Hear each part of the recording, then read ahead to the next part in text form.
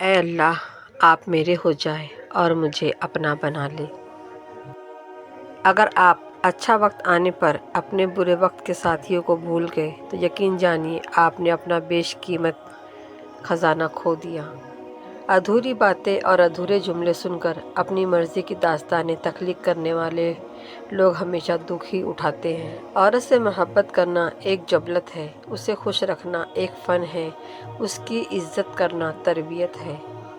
اخلاص کی بھی ایک حد ہے، اگر اخلاص بھی حد سے گزر جائے تو اسے انسان کی کمزوری اور بے وقوفی سمجھا جاتا ہے۔ مجھے معلوم ہوا کہ راستہ وحشت سے بھرپور ہے اور کوئی ہم نشین بھی ساتھ نہیں تو میں نے قرآن مجید حفظ کر لیا۔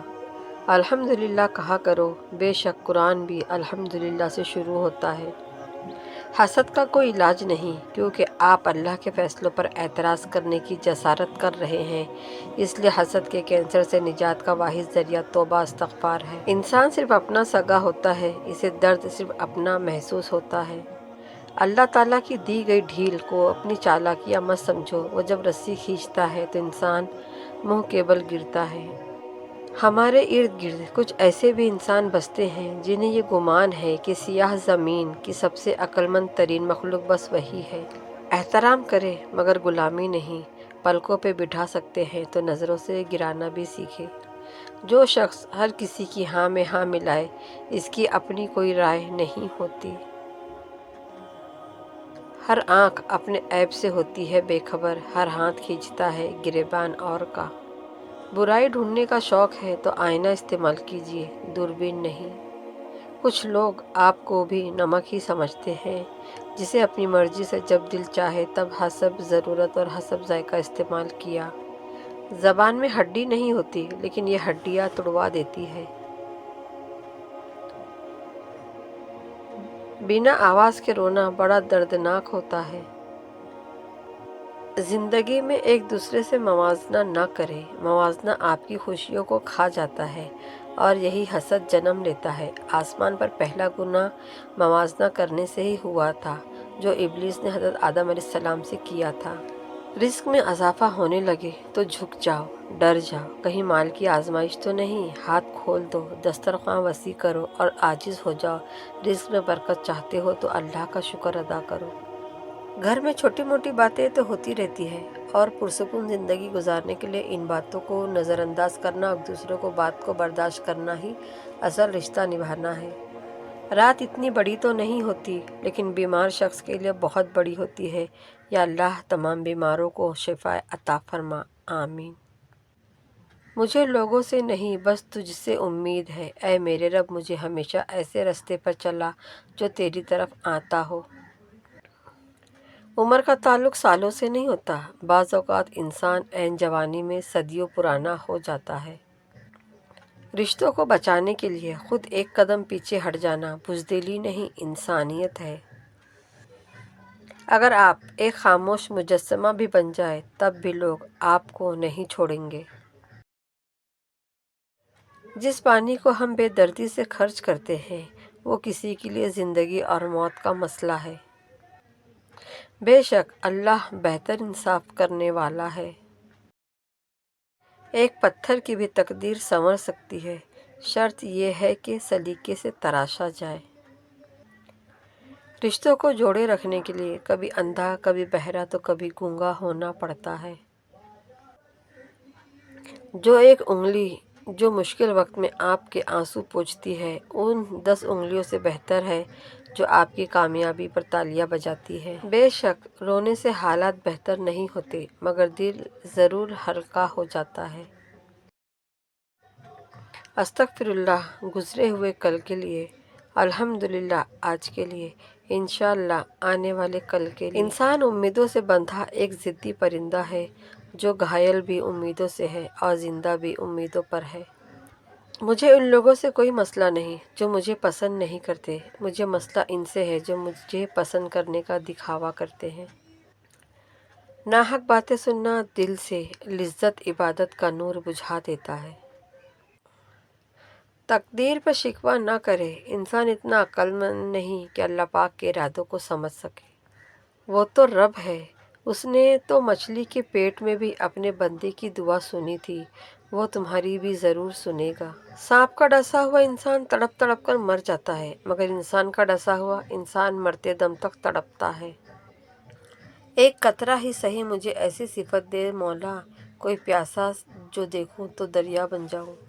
محبتیں اور خوشیاں بانٹتے رہا کرے، کیونکہ جس کنویں سے لوگ پانی بھرنا چھوڑ دے وہ سوکھ جاتا ہے۔ مایوسی ایک دلدل ہے، آپ اس میں پہلا قدم رکھتے ہیں، دوسرا قدم آپ کو نہیں رکھنا پڑتا، کیونکہ دلدل کو ہمیشہ پہلے قدم کا ہی انتظار ہوتا ہے۔ اس دھرتی پر واحد محبوبہ ماں ہے، اگر وہ مر جائے تو تمہاری محبت کی کہانی ختم ہو جاتی ہے۔ وقت کی واپسی نہیں ہوتی، گھڑی کی سوئیاں گھمانے سے۔ یاد آتے ہیں تو پھر ٹوٹ کر یاد آتے ہیں، کچھ گزرے ہوئے لمحے، کچھ بچھڑے ہوئے لوگ۔ موجودہ حالات میں بھی کسی سے بحث نہ کرے، اگر کوئی کہے ہاتھی اڑتا ہے تو کہے بالکل اڑتا، بلکہ آج صبح درخت پہ بیٹھا تھا۔ اپنے رویوں کی وجہ سے کچھ لوگ ہمارے سینوں میں بنا کفن کے ہی دفن ہو جاتے ہیں۔ زندگی بھی کتنی عجیب ہے، جو ٹیڑھا ہے اسے چھوڑ دیا جاتا ہے اور جو سیدھا ہے اسے ٹھوک دیا جاتا ہے۔ وفادار رہنا کسی کے بس کی بات نہیں، یہ خاصیت خون اور نسلوں میں پائی جاتی ہے۔ آپ اپنی منزل پر کبھی نہیں پہنچ سکتے اگر آپ راستے میں بھونکنے والے ہر کتے کو پتھر ماریں گے۔ جو خالص دودھ دیتے ہیں انہیں جانور کہتے ہیں، اور جو ملاوٹ کرتے ہیں انہیں اشرف المخلوقات کہتے ہیں۔ شوہر نے 2 تھپڑ مار کر گالی دی، عورت نے گود میں بیٹھے بچے کی طرف دیکھا اور سہ گئی۔ مرد کا دل جب عورت سے بھر جاتا ہے تو وہ 3 کام کرتا ہے: اپنا لہجہ بدل لیتا ہے، عورت کے کردار پر انگلی اٹھانے لگتا ہے، اور ہر وقت مصروف رہنے کے بہانے کرتا ہے۔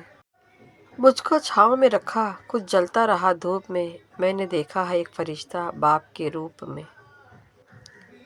زندگی اپنے حساب سے جینی چاہیے، لوگوں کو خوش کرنے کے چکر میں تو شیر کو بھی سرکس میں ناچنا پڑتا ہے۔ اس دنیا کے لوگ بھی کتنے عجیب ہیں نا، سارے کھلونے چھوڑ کر جذبات سے کھیلتے ہیں۔ کچھ اداسیاں اتنی ذاتی ہوتی ہیں کہ ہم چاہ کر بھی کسی کو اس میں شریک نہیں کر سکتے۔